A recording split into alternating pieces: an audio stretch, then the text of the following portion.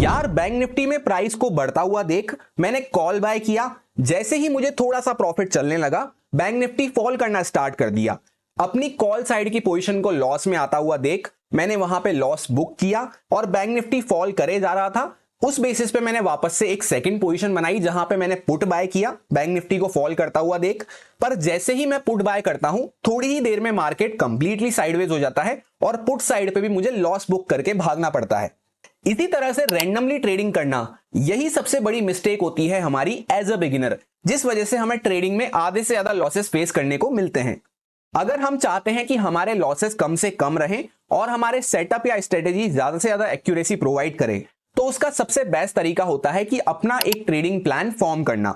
जैसा कि आप में से बहुत लोगों के कमेंट्स आ रहे थे कि मैं ट्रेड में एंटर करने से पहले किन किन चीजों को चेक करता हूं, किन पॉइंट्स पे ध्यान रखता हूं, किस बेसिस पे अपना ट्रेड प्लान फॉर्म करता हूं और उसको एग्जीक्यूट करता हूं, उस बारे में आपके साथ कुछ शेयर करूं। सो इस छोटी सी पावर पैक वीडियो में आपके साथ कुछ इंपॉर्टेंट स्टेप्स मैं शेयर करने वाला हूं, जिन स्टेप्स को अगर आप ध्यान रखते हैं तो आप खुद भी अपना एक ट्रेडिंग प्लान फॉर्म कर सकते हैं, जो आपका ट्रेड एग्जीक्यूशन भी काफी इजी कर देगा और इमोशंस भी आपके इंटैक्ट रहेंगे। जो भी स्टेप्स को हम डिस्कस करने वाले हैं उसमें से एक भी स्टेप को मिस मत करना, अदरवाइज आपका ट्रेडिंग प्लान कंप्लीट नहीं हो पाएगा। चलिए सीधा वीडियो को शुरू करते हैं। एक परफेक्ट ट्रेडिंग प्लान को फॉर्म करने के लिए 5 स्टेप्स हमेशा रिक्वायर्ड होती है। जिस सीक्वेंस में हम स्टेप्स को डिस्कस करेंगे उसी सीक्वेंस में फॉलो करना है। सबसे पहली स्टेप रहती है व्हाई टू एंटर। आखिर ट्रेड में हमें एंटर करना क्यों है, उसका रीजन हमेशा हमारा क्लियर होना चाहिए, तभी जाके हमारी ट्रेड सक्सेसफुल जाएगी। सेकेंड स्टेप हमारी रहती है व्हेन टू एंटर। कुछ पर्टिकुलर कंडीशंस डिफाइन करके रखनी है कि for example market gap up होता है तो क्या हो सकता है, गैप डाउन होता है तो क्या हो सकता है। किस पर्टिकुलर कंडीशन बनने के बाद मैं एंट्री के बारे में सोचूंगा, वो कंडीशंस हमें डिफाइन करके रखनी है व्हेन टू एंटर वाली स्टेप में। उसके बाद थर्ड स्टेप आती है हाउ टू एंटर। किस बेसिस पे मैं अपना ऑर्डर पंच करूंगा। कोई पर्टिकुलर सेटअप बनता है, इस टाइप की कोई कैंडल बनती है, XYZ जो भी है, उस बेसिस पे हमें कुछ पर्टिकुलर सेटअप डिजाइन करके रखने हैं। अब ये तीनों तो हो गई हमारी ऐसी स्टेप्स जहां पे एंट्री का क्राइटेरिया हमने फुलफिल कर लिया है, एंट्री तक का ट्रेडिंग प्लान हमारा रेडी है। फोर्थ स्टेप में आता है कि ड्यूरिंग द ट्रेड हमें क्या क्या चीजें मैनेज करनी है, उसको भी हमें ट्रेडिंग प्लान में इंक्लूड करना है। और फिफ्थ स्टेप में आता है कि एग्जिट क्राइटेरिया हमारा क्या रहेगा, वो भी हमारा एंट्री करने से पहले ही डिफाइन होना चाहिए। जब हमारा एग्जिट क्राइटेरिया तक पांचों स्टेप्स पूरी क्लियर हैं, तब जाके 100% हमारा परफेक्ट ट्रेडिंग प्लान कंप्लीट होता है। अब स्टेप 1 के लिए सबसे पहली चीज जो हमें रिक्वायर्ड है वो है प्राइस को एनालिसिस करना। जब हम चार्ट पे एनालिसिस करते हैं तो ये ट्रेडिंग प्लान का सबसे पहला पार्ट है और सबसे इंपॉर्टेंट पार्ट है। जैसे ही हम प्राइस एनालिसिस करते हैं तो हमारा एक तो डायरेक्शन क्लियर हो जाता है कि हमें बाय साइड की ट्रेड आइडेंटिफाई करनी है या फिर सेल साइड की ट्रेड आइडेंटिफाई करनी है, या दोनों ही साइड पे ना जाते हुए न्यूट्रल साइड पे हमें बने रहना है, ये हमारा क्लियर हो जाता है। और सेकंड चीज हमारी ये क्लियर हो जाती है कि क्या हमें बिग मूव के लिए प्लान करना है, चार्ट पे कोई बड़ा मूव मिल सकता है या फिर कोई स्मॉल मूव के लिए प्लान करते हुए चलना है। अब प्राइस एक्शन एनालिसिस की जब हम बात करते हैं तो उसमें हमेशा हमें टॉप डाउन एनालिसिस फॉलो करना है कि बड़े टाइम फ्रेम से चालू करते हुए लोअर टाइम फ्रेम तक हम जाएंगे। अब फॉर एग्जांपल फर्स्ट स्टेप के लिए जब हमें एनालिसिस करना है तो एक तो बड़े टाइम फ्रेम को एनालिसिस करना है, जैसे 1 वीक टाइम फ्रेम हो गया अगर कोई वीकली क्लोजिंग हुई है तो, या नॉर्मली डेली हम टाइम फ्रेम पे वहां पे एनालिसिस कर सकते हैं। तो जैसा आपको यहाँ पे सिर्फ और सिर्फ ये चेकआउट करना है कि क्या हमारी कैंडल की प्लेसमेंट है, बाय साइड पे हम अच्छे लग रहे हैं डायरेक्शन वाइज या फिर सेल साइड पे हम अच्छे लग रहे हैं। दूसरी बात आपको ये चेकआउट करनी है कि इंटेंसिटी हमारी कहां पे अच्छी रह सकती है, क्या हमें स्मॉल मूव मिल सकते हैं या फिर किस लेवल के ऊपर बड़े मूव मिल सकते हैं या किस लेवल के नीचे बड़े मूव मिल सकते हैं। बस ये दो चीज का आपको आंसर फाइंड आउट करना है बड़े टाइम फ्रेम पे। तो जैसा यहाँ पे वीकली टाइम फ्रेम आपके सामने ओपन है, यहाँ पे एनालिसिस कैसे करते हैं वो मैं आपको यहाँ पे नहीं समझा रहा हूँ, वो एक अलग सेपरेट टॉपिक है। जिसको आप समझना चाहते हैं कि कैसे एनालिसिस किया जाता है, क्या क्या प्राइडिक्शन पॉइंट्स को ध्यान रखते हैं, तो आप डेली एनालिसिस वाले चैनल को ज्वाइन कर सकते हैं। वहां पे 2-3 दिन अगर आप एनालिसिस को चेकआउट करेंगे तो आप खुद से अपना एनालिसिस प्रिपेयर कर पाएंगे, जिसमें हम डिटेल में सारे पॉइंट्स को कवर करते हैं। तो एनालिसिस करना हम यहाँ पे नहीं सीख रहे हैं, हम प्लान प्रिपेयर करना सीख रहे हैं, जिसका एक छोटा सा पार्ट होता है एनालिसिस। अब फॉर एग्जांपल जैसे आज मंडे का दिन है, डेट है 12 अगस्त, तो आज के लिए हमने कैसे प्लान किया था। सबसे पहले वीकली एनालिसिस में आप चाहें तो क्रॉस चेक कर सकते हैं। जैसे आप यहाँ पे देखेंगे एक अपसाइड का मूव हुआ, उसके बाद रेजिस्टेंस की ट्रेंड लाइन कंटिन्यू चल रही है जिसको हम क्रॉस नहीं कर पा रहे। उसके बाद एक इनसाइड कैंडल बनती है जिसके ब्रेकडाउन के साथ मार्केट पहले सेलिंग में मूव करता है और सेम कैंडल के अंदर में ही वापस से रिवर्स कर जाता है। तो मैंने आपसे यही कहा था कि जब तक इस कैंडल का मार्केट 50-60% लेवल क्रॉस नहीं करता है तब तक हम अग्रेसिव होकर सेलिंग के बारे में प्लान नहीं कर सकते। और 50-60% का लेवल कहां पे आएगा, एक्जैक्टली 50,000 के साइकोलॉजिकल लेवल के आसपास। तो ये लेवल भी मैंने आपको शेयर किया था कि जब तक हम इस लेवल के 50,000 के लेवल के नीचे नहीं जाते तब तक हम सेलिंग के बारे में नहीं सोच सकते। तो इस बीच में हमें क्या करना है, यहाँ पे हमारा माइंडसेट रह सकता है बाय साइड पे, यानी मेजर डायरेक्शन हमें बाय साइड पे फॉलो करते हुए चलना है। तो पहला पॉइंट हमारा क्लियर हो गया डायरेक्शन वाला, एनालिसिस के थ्रू हमने यहाँ पे बाइंग साइड का डायरेक्शन निकाल लिया बड़े टाइम फ्रेम पे। अब दूसरा पॉइंट आता है कि क्या इंटेंसिटी का मूव हमें देखने को मिल सकता है। तो जब तक कैंडल्स के बीच में बने रहते हैं, जैसे यहाँ पे कैंडल के बीच में बने रहे, यहाँ पे कैंडल के बीच में बने रहे, तो जब भी हम कैंडल के बीच में रहते हैं तो वहां पे हमें स्मॉल मूव देखने को मिलते हैं। तो जब कैंडल के बीच में रहेंगे तो वहां पे हमें स्मॉल मूव प्लान करते हुए चलना है। कैंडल के बाहर वापस से ऊपर निकलते हैं तो बाइंग में हमारा डायरेक्शन है, तो उस साइड पे हम अच्छे से प्लान करते हुए चल सकते हैं। या फिर वापस से मार्केट इसका लो ब्रेकडाउन करना चालू करता है, तब हम सेलिंग में अच्छा मोमेंटम कैप्चर कर सकते हैं, क्योंकि साथ के साथ 50-60% का लेवल भी ब्रेकडाउन हो जाएगा, जैसा हमने डिस्कस किया, जो कि 50,000 का निकल के आ रहा है। सो ये एक तरह से हमारा ब्रॉड माइंडसेट बन गया, जिसके थ्रू हमने डायरेक्शन और ये आइडेंटिफाई कर लिया कि क्या हमें बड़े मूव मिल सकते हैं या फिर कहां पे बड़े मूव मिल सकते हैं। अब हमें आ जाना है वन डे टाइम फ्रेम पे, क्योंकि रोज रोज हम वीकली एनालिसिस करने नहीं बैठते हैं, रोज सिर्फ हमें डेली एनालिसिस करना होता है। तो डेली टाइम फ्रेम पे आपको क्या देखने को मिल रहा है कि प्रॉपर एक रेंज के अंदर में हम खड़े हुए हैं, जहां पे गैप डाउन खुल के मार्केट रोज सेलिंग में जा रहा था, per day by day selling यहाँ पे श्रिंक होती हुई नजर आई। पहले बड़ी सेलिंग करी यहां से यहां तक, फिर कम हुई सेलिंग, फिर और कम हुई, फिर एक प्रॉपर डोजी कैंडल बनाई और अगले दिन मार्केट गैप अप खुल के फ्राइडे को हायर साइड पे ही उसके सस्टेन कर रहा है। तो जब हायर साइड पे ब्रेकआउट लेवल के आसपास मार्केट सस्टेन कर रहा है, तो ये भी हमें यही शो करता है कि जब तक मार्केट थोड़ा नीचे आना चालू नहीं करता 50,000 वगैरह के लेवल के नीचे, तब तक हम अग्रेसिव होकर सेलिंग के बारे में पार्ट नहीं ले सकते। तो इन्हीं पॉइंटर्स को ध्यान में रखते हुए स्टेप 1 के अकॉर्डिंग मैंने जब आपसे वीकली एनालिसिस में प्लान डिस्कस किया था मंडे के लिए, जो ये आज की कैंडल है मंडे वाली, इसके लिए मैंने जब आपसे प्लान डिस्कस किया था, आपसे यही कहा था कि मार्केट फ्लैट खुले, गैप अप खुले, गैप डाउन खुले, तीनों ही केस में हमें बाइंग साइड पे प्लान रखते हुए चलना है। और साथ में ये भी कहा था कि जब तक रेंज के बीच में रहेंगे छोटे मूव्स हम प्लान करते हुए चल सकते हैं, अच्छे से ट्रेल करते हुए। अब इसी के साथ स्टेप 1 के लिए आप एक प्रो टिप नोट डाउन कर सकते हैं कि जैसा हमने डायरेक्शन और इंटेंसिटी ऑफ मूव आइडेंटिफाई कर लिया बड़े टाइम फ्रेम पे, बिग टाइम फ्रेम पे, तो वैसा ही अगर मूव होता हुआ नजर आए स्मॉल टाइम फ्रेम पे भी, तभी हमें ट्रेड प्लान करनी है। अदरवाइज हम आराम से अवॉइड करते हुए चल सकते हैं। या तो जैसे फॉर एग्जांपल हमने ब्रॉड माइंडसेट यहाँ पे बाइंग साइड के लिए प्रिपेयर कर लिया, और ये प्रिपेयर कर लिया कि रेंज में छोटे मूव प्लान करेंगे, उसके ऊपर ही बड़े मूव हम प्लान करेंगे। इसके अलावा अगर कुछ होता है, जैसे स्मॉल टाइम फ्रेम पे मार्केट नीचे जा रहा है फॉर एग्जाम्पल, या फिर मार्केट साइडवेज हो जाता है, या दूसरे कुछ कंडीशन बनाता है, तब या तो उसको हमें अवॉइड करते हुए चलना है, क्योंकि हमेशा हमें बड़े टाइम फ्रेम की रेस्पेक्ट करनी है। या फिर अगर हमारा प्लान करने का मन ही है बिल्कुल, तो उसको हमेशा 25 से 50% क्वांटिटी के साथ हमें प्लान करना है, और टारगेट अल्टीमेटली उसमें हमारे छोटे हो जाएंगे। अब इसके बाद चलते हैं स्टेप 2 पे, जहां पे हमारा व्हेन टू एंटर क्लियर होगा। व्हेन के साथ हमें क्या क्लियर करना है, कंडीशंस। और कंडीशंस को आइडेंटिफाई करने के लिए हमेशा देखना है हमें लोअर टाइम फ्रेम, जैसे 15 मिनट टाइम फ्रेम को मैं देखना प्रेफर करता हूं, जो मैं आपके साथ डेली एनालिसिस में शेयर करता हूं। अब जैसा कि हम लोग आ चुके हैं 15 मिनट टाइम फ्रेम पे। क्यों आए हैं 15 मिनट टाइम फ्रेम पे? क्योंकि मैं मोस्टली 5 मिनट टाइम फ्रेम पे अपनी ट्रेड प्लान पसंद करता हूं, या फिर 1 मिनट टाइम फ्रेम पे। अगर मुझे स्कैल्पिंग वगैरह करनी है तो 1 मिनट टाइम फ्रेम कभी कभी मैं यूज कर लेता हूं, mostly 5 minute time frame prefer करता हूं। तो जिस भी टाइम फ्रेम पे हम ट्रेड प्लान करना प्रेफर करते हैं, यानी कि ट्रेड पंच करना, उससे थोड़ा सा बड़ा टाइम फ्रेम, जैसे कि 15 मिनट टाइम फ्रेम यहां पे आपको देखने को मिल रहा है, वहां पे हमें जाके कंडीशंस आइडेंटिफाई करके रखनी है। सो सीक्वेंस आपको समझ में आया कि 1 डे 1 वीक टाइम फ्रेम पे तो हमने डायरेक्शन और इंटेंसिटी ऑफ मूव डिसाइड किया। उसके बाद 15 मिनट टाइम फ्रेम पे हम यहाँ पे कंडीशन डिजाइन करेंगे। फिर 5 मिनट टाइम फ्रेम पे हमें अपनी एंट्री परफेक्ट मिल सकती है। वहीं पे ओवरऑल डायरेक्शन हमने क्या प्रेडिक्ट किया था कि यहाँ पे बाय साइड पे मार्केट अच्छा लग रहा है। सेलिंग में कब अच्छा बनेगा? जब मार्केट 50,000 के नीचे जाता है। अब यहाँ पे लोअर टाइम फ्रेम पे आपको क्या देखने को मिल रहा है, एक ट्रेंड लाइन भी यहाँ पे चलती हुई आ रही है इस तरह से। सो फॉर एग्जांपल यहाँ पे फ्राइडे का चार्ट देखते हुए मंडे के लिए हम प्लान प्रिपेयर कर रहे हैं। तो क्या क्या बातें हमें ध्यान रखनी है कि ब्रेकआउट लेवल के आसपास खड़े हैं, यहाँ पे कंटिन्यू हमें रेजिस्टेंस देखने को मिल रहे हैं, उसी रेजिस्टेंस के आसपास आके मार्केट ने एक छोटी सी रेंज बनाई है। अब छोटी सी रेंज बनाई है तो मार्केट फ्लैट खुल के इसके ऊपर निकलता है, तो हम बाय में प्लान रखते हुए चल सकते हैं। इनिशियल डायरेक्शन भी जो हमने फाइंड आउट करा वो बाय साइड पे ही है, तो उसी साइड पे हमें मेन फोकस करना है कंडीशन डिजाइन करते time. Directly market gap up खुल जाता है तो जो भी यहाँ पे इस रेंज के अंदर में सेलर्स आते हुए नजर आए होंगे, जो भी यहाँ पे इस बीच में सोच रहे होंगे होप ट्रेडिंग करते हुए कि मार्केट बार बार इस लेवल के आसपास से सेलिंग में आया है, तो वापस से यहाँ पे सेलिंग में आ जाएगा, वो लोग यहाँ पे सेल करके बैठे होंगे, डायरेक्टली गैप अप में ऑलरेडी ट्रैप हो जाएंगे, तो इमीडिएटली हमें बाय साइड पे मोमेंटम देखने को मिल सकता है। फ्लैट में ऐसा रहेगा, फ्लैट में ना तो बायर डरने वाला है ना तो सेलर डरने वाला है, तो मार्केट में सब लोग वेट करेंगे। तो उसमें मार्केट जिस साइड पे जाता है, जैसे हमारा डायरेक्शन मेन क्या है, बाय साइड पे, तो उस साइड पे ही अगर मार्केट जाता है तो हम बाय करते हुए चल सकते हैं।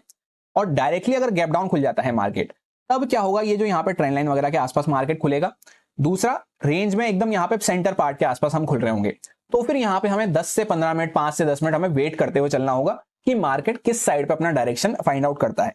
अगर नीचे जा रहा है तो हम वेट कर लेंगे वहां पे, क्योंकि हमने सेलिंग का तो प्लान बनाया ही नहीं है, सेलिंग के लिए हमने डायरेक्शन आइडेंटिफाई किया ही नहीं है।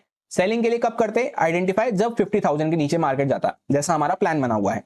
तो हमें तो बाय के लिए प्लान करना है, तो मार्केट नीचे जा रहा है तो हम वेट कर लेंगे, ऊपर जा रहा है तब हम बाय के लिए प्लान करते हुए चल सकते हैं। सो हमारी कंडीशंस यहाँ पे डिजाइन हो गई, और यही एग्जैक्ट कंडीशंस मैंने आपको एनालिसिस में भी शेयर करी थी, जहां पे वीकली एनालिसिस हमने डिस्कस किया था मंडे के लिए। तो यहाँ पे होता क्या है कि मार्केट एकदम फ्लैट प्राइस के आसपास खुलता है, जहां पे डॉट हमारी क्लोजिंग हुई उसी वहां पे क्लोजिंग के आसपास मार्केट ओपन होता है, और फर्स्ट टिक के साथ ही फर्स्ट मिनट में ही नीचे गिर जाता है, जहां पे इस लेवल के आसपास हम डायरेक्टली आ जाते हैं। तो यहां पे सेलिंग के लिए क्या हमने प्लान किया था, नहीं किया था। मार्केट सेलिंग में जा रहा है, हम क्या करेंगे, हम करेंगे वेट। जब हमारे प्लान के अकॉर्डिंग मार्केट काम करेगा तब हमें वहां पे काम करना है।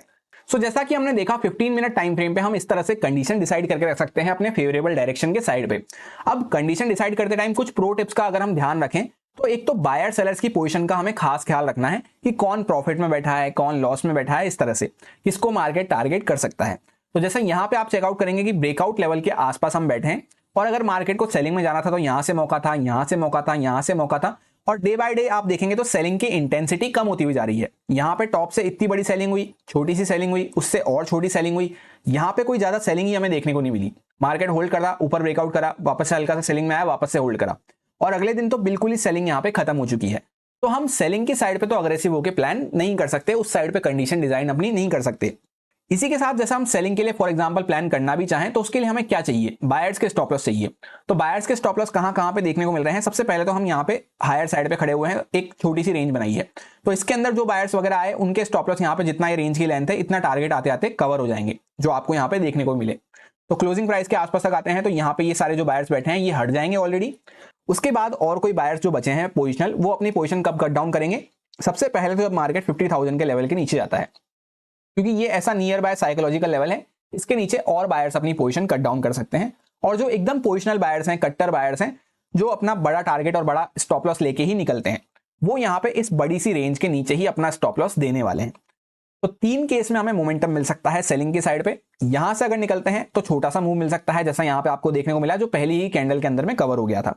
दूसरा मोमेंटम कब मिलता, इसके कैरी फॉरवर्ड मोमेंटम, जब मार्केट 50,000 का लेवल क्रॉस करता। इसीलिए मैंने आपसे कहा था 50,000 के लेवल के नीचे ही हम सेलिंग का प्लान करेंगे, क्योंकि इतने से मोमेंटम के लिए प्लान करके कोई फायदा नहीं है, जैसा फर्स्ट मिनट में ही मार्केट गिर गया फर्स्ट सेकंड के साथ ही। बाइंग में कब मिल सकता है अच्छा मोमेंटम, कंडीशन डिसाइड करते टाइम हमें क्या देखना है कि यहाँ पे इंपॉर्टेंट रेजिस्टेंस के आसपास हम होल्ड कर रहे हैं, जहां पे ऑलरेडी मल्टीपल बार हम रेजिस्टेंस ले चुके हैं। दूसरा, नीचे से हम धीरे धीरे करते हुए इस तरह से ऊपर आए हैं, यहाँ पे हायर साइड पे खड़े हुए हैं। तो अगर मार्केट इसके ऊपर निकलना चालू करता है तो जो भी यहाँ पे पोजिशनल सेलर्स वगैरह होंगे वो अपनी पोजीशन कट डाउन कर सकते हैं। उसी के साथ जैसा आप यहां देखेंगे छोटी सी रेंज में भी यहां पे कुछ सेलर्स आए होंगे, जिनको लग रहा होगा ये रेजिस्टेंस से बार बार यहां पे मार्केट सेलिंग में जा रहा है, तो उनकी भी पोजीशन यहां पे पड़ी होगी। उसी के साथ जब मार्केट ने यहां पे रेंज ब्रेक डाउन करी, मार्केट ओपन होते ही फर्स्ट टिक के साथ जब मार्केट नीचे गिरा, तो ये छोटा सा मोमेंटम देख के भी यहां पे कुछ और सेलर्स यहां पे ऐड हुए होंगे। सो इससे हमें क्या पता चलता है कि बाइंग साइड पे हम मूव प्लान करते हुए चल सकते हैं, सेलर्स के स्टॉप लॉस को टारगेट करते हुए। तो मेजर डायरेक्शन भी हमारा क्या था, बाइंग साइड पे ही था। कंडीशन भी हम किस साइड पे प्लान कर रहे हैं, बाइंग साइड पे ही कर रहे हैं। बस थोड़ी बहुत सेलिंग अगर आती है छोटे मोटे बायर्स वगैरह को, रेंज वाले बायर्स को यहां पे हटाने के लिए, तब वहां पे हम वेट कर लेंगे, उसके बाद हम कंटिन्यूएशन में प्लान कर सकते हैं। और अगर फ्लैट खुल के मार्केट डायरेक्टली ऊपर निकलता, गैप डाउन खुल के मार्केट डायरेक्टली ऊपर निकलता, या गैप अप खुल के निकलता, तो हम डायरेक्टली प्लान कर सकते थे बाइंग साइड पे। इसी के साथ जब हम सेकंड स्टेप में कंडीशन डिसाइड कर रहे हैं, तो या तो हम ऑप्शन चेन एनालिसिस कर लेते हैं, उससे भी हमें काफी ज्यादा बेनिफिट मिल जाता है, या फिर अगर मार्केट में किस तरह के सेंटीमेंट बने हुए हैं वो हम समझ लेते हैं, कोई न्यूज बेस्ड सेंटीमेंट बने हुए हैं। जैसे रिसेंटली अभी वीकेंड पे क्या हुआ, हिंडनबर्ग की न्यूज आती हुई नजर आई, जहां पे उसके बाद सबको लग रहा था कि मार्केट मंडे को तो क्रैश कर जाएगा, बड़ा सा फॉल हमें देखने को मिलेगा या बड़ा सा गैप डाउन देखने को मिलेगा। तो हर किसी का यहाँ पे सेंटीमेंट क्या हो गया, हिंडनबर्ग की न्यूज की वजह से सेल साइड पे हो गया। तो उस टाइम पे हमारा माइंडसेट किस साइड पे हो रहा है, बाय साइड पे हो रहा है। तो वो एक एडिशनल कंफर्मेशन प्रोवाइड कर देता है कि हाँ हम सही डायरेक्शन में जा रहे हैं, क्योंकि मार्केट में सेंटीमेंट्स किस तरह से वर्क करते हैं कि सब अगर सेल साइड पे हो जाएंगे तो उस टाइम पे मार्केट फॉल नहीं करता है, या सब अगर बाय साइड पे हो जाएंगे तो उस टाइम पे मार्केट ऊपर नहीं जाता है। उन्होंने एलिगेशंस लगाए हैं सेबी के चेयरमैन पे कि वो कहीं ना कहीं इन्वॉल्व थे अडानी वाले केस में, और उनके हस्बैंड पे भी उन्होंने एलिगेशंस लगाए हैं।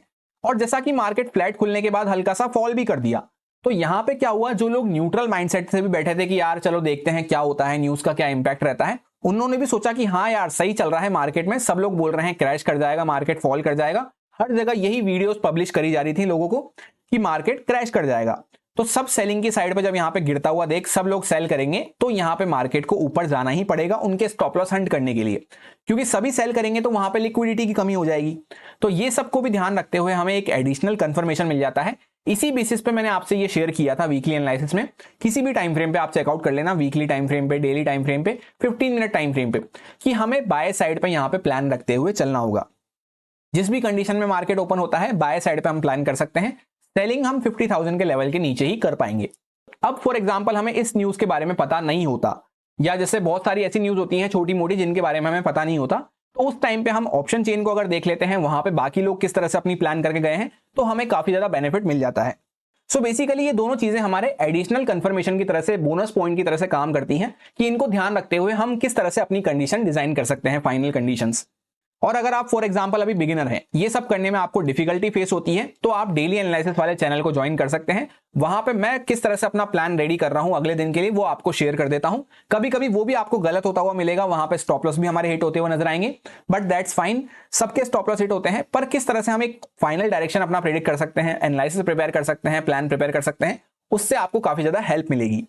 और जैसा मैंने आपसे कहा, सब एक साइड पे हो जाते हैं तो मार्केट उस साइड पे काम नहीं करता। अब जैसे फॉर एग्जांपल यहां से मार्केट चलता चलता बाइंग में गया, तो इस टाइम पे तो सब सेल साइड पे माइंडसेट लगा रहे थे। जैसे ही मार्केट यहां पे ब्रेकआउट करना चालू करा, हल्का सा इसके ऊपर टिक लगाना चालू करा, यहां पे आए होंगे सब बाय करने।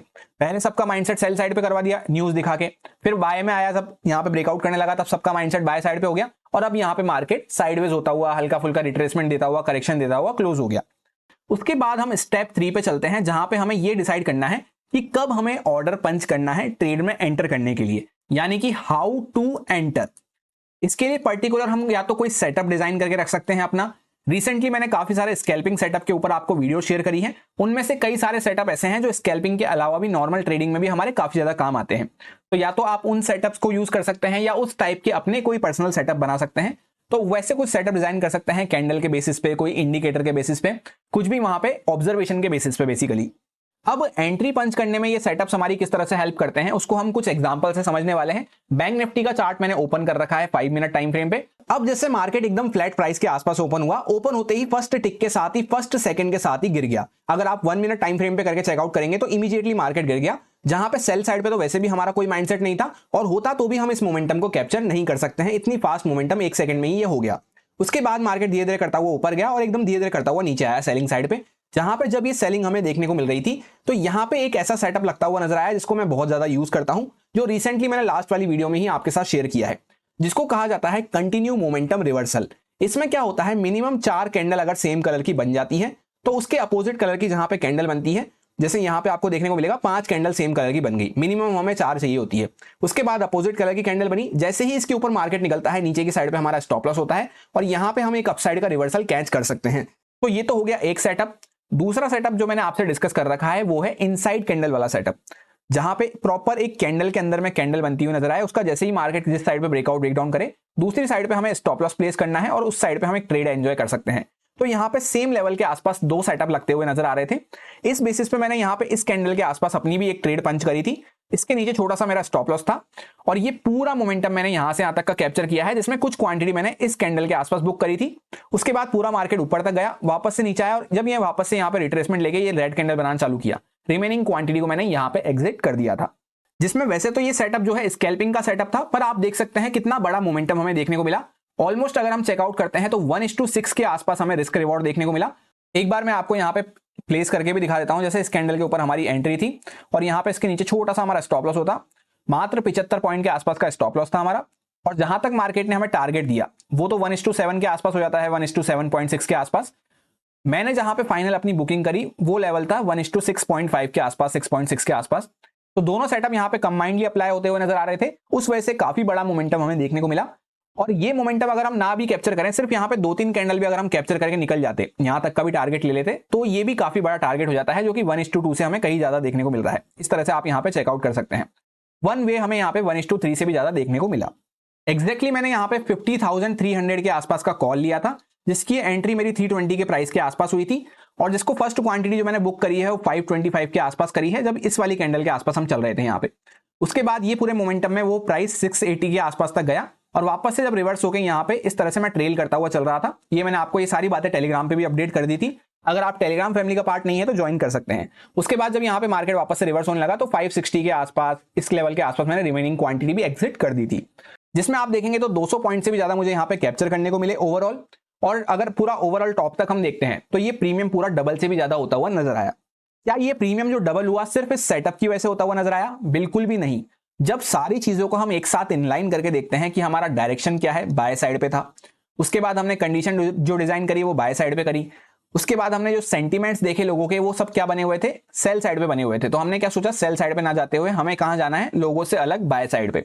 उसके बाद ये सब देखते हुए ऑप्शन चेन को भी मैंने रीड करके आपके साथ एनालिसिस में डिस्कस किया था, जहां पे ऑप्शन चेन तो मैंने आपको शो नहीं करी थी, पर वहां पे भी जो हो रहा था वो बाय साइड पे ही हमें सिग्निफाई कर रहा था।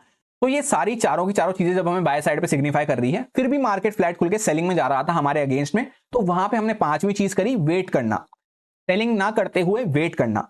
उसके बाद जब ये सारी चीजें हमने कर ली, तब जाके जब हमारा सेटअप बना हमारे फेवरेबल डायरेक्शन के अकॉर्डिंग, तब हमने एंट्री प्लान करी और फिर हमें ये फ्रूटफुल रिजल्ट देखने को मिला इतने छोटे से स्टॉप लॉस में। सो जैसा आपने देखा, एक एंट्री के पीछे मल्टीपल माइंडसेट होते हैं, मल्टीपल साइकोलॉजी होती है, तब जाके एक सक्सेसफुल एंट्री बनती है। तो जो आप लोग पूछते हैं कि किस बेसिस पे मैं एंट्री प्लान करता हूं, इसी बेसिस पे मैं अपनी एंट्री प्लान करता हूं। जब पूरा प्लान मेरा एग्जीक्यूट होता हुआ नजर आता है, उसमें भी कभी कभी मेरे को स्टॉप लॉस देखने को मिलते हैं। अब जो अभी तक की 3 स्टेप्स हमने डिस्कस करी, इसके थ्रू हम अपनी एक बेस्ट एंट्री प्लान कर सकते हैं। ड्यूरिंग द ट्रेड हम किस तरह से मैनेज करेंगे और उसको एग्जिट कैसे करेंगे परफेक्टली, उसके लिए हम आगे के स्टेप्स को फॉलो करने वाले हैं। इतनी सारी बातें सुन के, इतने सारे स्टेप्स देख के आप में से बहुत लोग ये सोचेंगे कि क्या करना है इतने सारे स्टेप्स का, हम तो डायरेक्टली जाके अपना सेटअप लगाएंगे और वहां पे हम काम कर लेंगे। तो उसमें सेटअप लगाने में क्या होगा, कभी आपको प्रॉफिट मिलेगा, कभी आपको लॉस मिलेगा। इसकी एक्यूरेसी, अगर आप प्रॉफिट की एक्यूरेसी बढ़ाना चाहते हैं, लॉस की एक्यूरेसी कम करना चाहते हैं, तो ये सारी बातों को जब आप ध्यान रखते हुए चलते हैं, सेंटीमेंट्स क्या चल रहे हैं, डायरेक्शन क्या प्लान करना है, कंडीशन किस तरह से प्लान कर सकते हैं, तो आपको काफी ज्यादा बेटर रिजल्ट मिलने वाले हैं। वहीं पे बहुत सारे लोग ऐसे सोचेंगे कि छोड़ो यार, इतनी मेहनत कौन करेगा। तो इस बात को आप ध्यान से समझें कि ये जो यहाँ पे मार्केट है, इसमें हर कोई यहाँ पे प्रॉफिट कमाने आ रहा है, अपनी अपनी तैयारी करके आ रहा है, अपनी अपनी प्रिपरेशन करके आ रहा है। जब अगले दिन हम मार्केट में जाते हैं, हर कोई अपना प्लान रेडी करके आता है।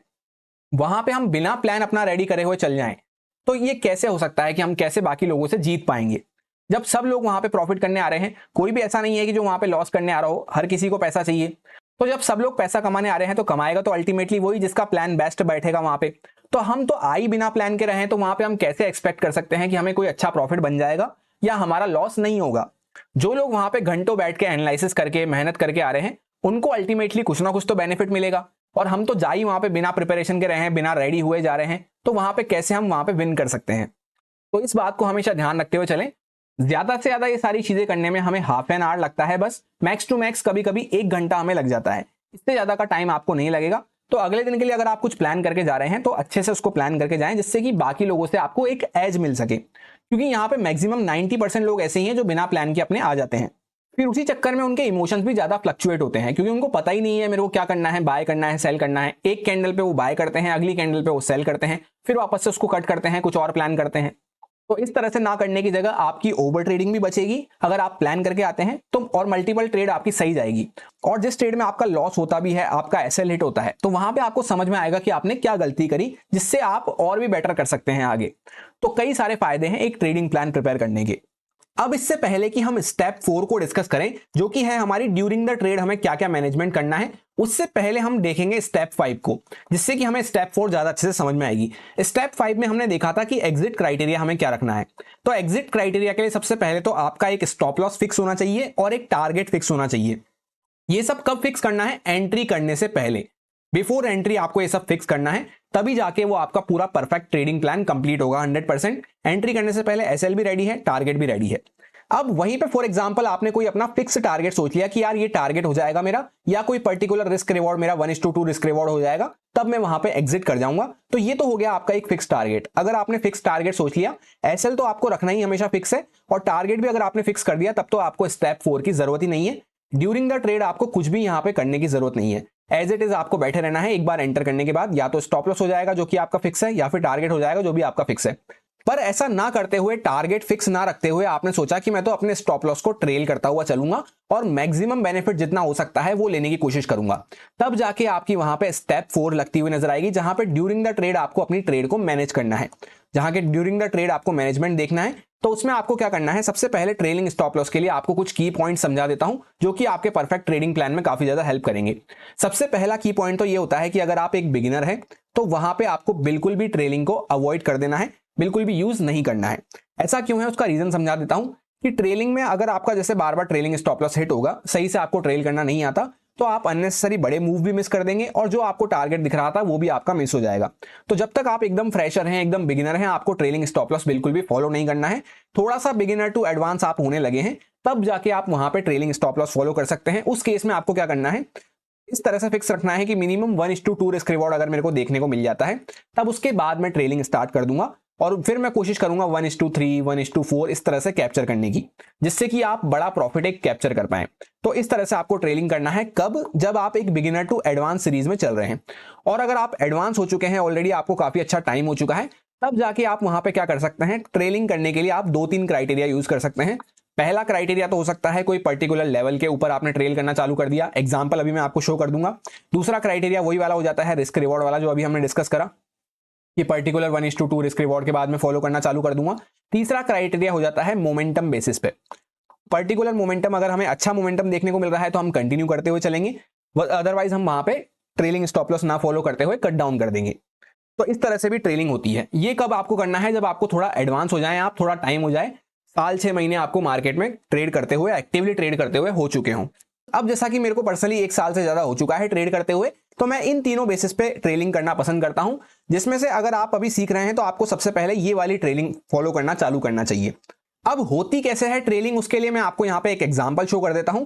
जो ट्रेड को हम डिस्कस कर रहे थे उसी ट्रेड में मैंने यहां पे ट्रेलिंग स्टॉप लॉस को फॉलो किया था। किस बेसिस पे किया था आपको समझा देता हूं। सबसे पहले तो हम एक बड़ी रेंज के अंदर में बने हैं, तो इनिशियली जो ट्रेड में एंटर करने से पहला मेरा माइंडसेट था वो ये था कि मेरे को यहां पे एक फिक्स टारगेट लेके निकलना है। इस लेवल के आसपास मैंने अपना टारगेट माना था और रिस्क रिवॉर्ड में एज्यूम करके चल रहा था 1:2 से ज्यादा मेरे को मिल जाएगा, जो कि 1:3.5 के आसपास में यहां पे हमें देखने को मिल रहा है। तो ये मैं मान के चल रहा था कि ये मेरा टारगेट है। अब होता क्या है कि विद इन फ्यू मिनट्स और एक स्मूथ मोमेंटम के साथ, कंटिन्यूअस मोमेंटम के साथ मेरे को जब ये टारगेट मिल जाता है, तब जब आपके साथ ऐसा होता हुआ नजर आए कि टारगेट आपको इमीडिएटली मिल गया, या जितना आपने सोचा था 1:2 आपने सोचा था उससे भी कई ज्यादा आपको देखने को मिल रहा है इमीडिएटली, स्मूथ मोमेंटम के साथ, फास्ट मोमेंटम के साथ, तब वहां पे आप ट्रेड को लंबा होल्ड कर सकते हैं, क्योंकि हो सकता है आपको और भी बड़ा टारगेट देखने को मिल जाए।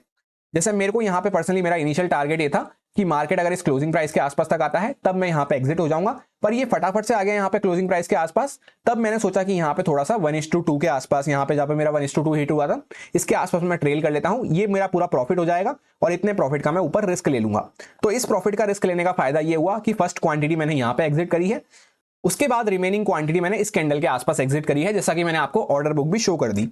अब जैसे फॉर एग्जांपल आप एक लॉट से ही ट्रेड करते हैं या फिर बिगिनर हैं, तो जैसा मैंने आपसे कहा, अगर आपके पास ये लिवरेज नहीं है कि आप हाफ क्वांटिटी बुक कर सके, तब तो आपको बिल्कुल भी यहां पे ट्रेलिंग को फॉलो नहीं करना है। आपको पर्टिकुलर एक रिस्क रिवॉर्ड फॉलो करना है जो कि 1:1.5 से लेकर 1:2 तक हो सकता है। ये एक जेन्युइन रिस्क रिवॉर्ड होता है जिसमें आप प्रैक्टिस कर सकते हैं शुरुआत में एज अ बिगिनर, क्योंकि ज्यादा बड़े रिस्क रिवॉर्ड कैप्चर करना आपके लिए पॉसिबल नहीं हो पाएगा। ये मैं समझ सकता हूं, मैं खुद भी उस फेज से गुजरा हूं, क्योंकि ज्यादा लंबा होल्ड करना हमारे लिए वहां पे इमोशनल वाइज पॉसिबल नहीं होता है। बार बार हमारे अंदर धक धक होने लग जाती है, हम वहां पे कट डाउन करके भागने की सोचते हैं। तो ये हमें एक जेन्युइन टारगेट रखते हुए चलना है। जैसे ही हमारा अचीव हो जाए उसके बाद हमें कुछ भी नहीं सोचना, वहां पे तुरंत कट करके निकल जाना है। जैसे यहाँ पे अगर मैं बिगिनर होता तो मैं यहाँ पे 1:2 प्लान करता और उसी मोमेंटम में जो मिल गया, जैसे यहाँ पे मैं बुक करके और निकल जाता। फिर आगे क्या हो रहा है उससे मुझे कोई भी मतलब नहीं है, जब तक कि मेरा दोबारा कोई सेटअप नहीं बनता है। तो फर्स्ट से लेकर थर्ड जो हमने स्टेप डिस्कस करी उसमें हमने एंट्री क्राइटेरिया सीखा, और फोर्थ और फिफ्थ स्टेप जो हमने देखी उसमें हमने एग्जिट क्राइटेरिया देखा। जहां पे एग्जिट करने के लिए फोर्थ कैटेगरी में तो हमने ये देखा कि ट्रेलिंग स्टॉप लॉस को हमें फॉलो करना है नहीं करना, किस केस में हमें कैसे फॉलो करना है, और डायरेक्ट स्टॉप लॉस और टारगेट का केस हमने फिफ्थ वाला डिस्कस करा। तो ये दोनों एग्जिट का क्राइटेरिया हो जाते हैं। ये जब आपका पूरा कंप्लीट होगा तब आप कह सकते हैं कि मेरा 100% एक परफेक्ट ट्रेडिंग प्लान रेडी है। और ये सब होना चाहिए एंट्री लेने से पहले। एंट्री लेने के बाद तो आपको कुछ भी नहीं सोचना, एकदम रोबोट की तरह आपको बैठ जाना है कि या तो मेरा टारगेट हिट हो जाएगा, या तो मेरा स्टॉप लॉस हिट हो जाएगा, या फिर जैसे मैं ट्रेल करने का सोच के आया हूं तो मेरा ट्रेलिंग लेवल आ जाएगा, तो वहां पे मैं ट्रेल करना चालू कर दूंगा।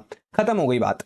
इसमें आपके 99% इमोशंस ऑलरेडी किल हो जाएंगे, जो आपके माइंडसेट को इफेक्ट नहीं करेंगे।